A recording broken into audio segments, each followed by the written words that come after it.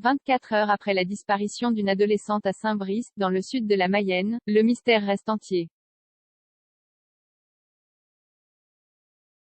Les premiers éléments recueillis, qui doivent désormais être exploités, ne permettent en l'état d'écarter aucune piste, qu'elle soit criminelle, accidentelle ou de fugue, a indiqué lors d'un point presse ce mardi la procureure de la République de Laval, Céline Meignier, précisant que l'enquête est désormais ouverte du chef d'enlèvement et de séquestration.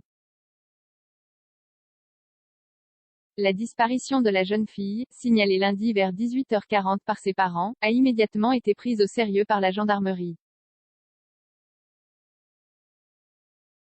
Ne la voyant pas revenir de son jogging, son père s'est rendu sur le trajet qu'elle avait l'habitude d'emprunter et a découvert, à la lisière de la forêt de Bellebranche, entre les communes de Saint-Loup-du-Dorat et de Saint-Brice.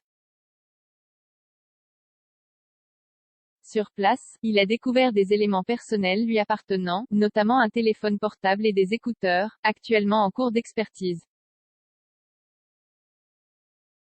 Priorité absolue, le dispositif de recherche est rapidement monté en puissance pour explorer cette zone d'environ 190 hectares, boisée et parsemée de plans d'eau. Ce mardi en fin d'après-midi, près de 200 militaires étaient mobilisés, parmi lesquels des plongeurs et des équipes cynophiles. Le but commun des services d'enquête et de la justice est de retrouver le plus vite possible cette jeune fille et d'éclaircir les conditions de sa disparition.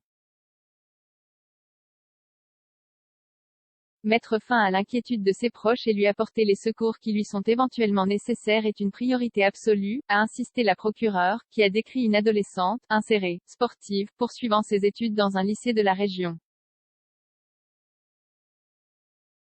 Si la magistrate n'est pas entrée dans les détails du dossier pour préserver les investigations, Céline Meignier a tenu à rappeler qu'une libération rapide faisait encourir à son auteur une peine délictuelle, et non criminelle.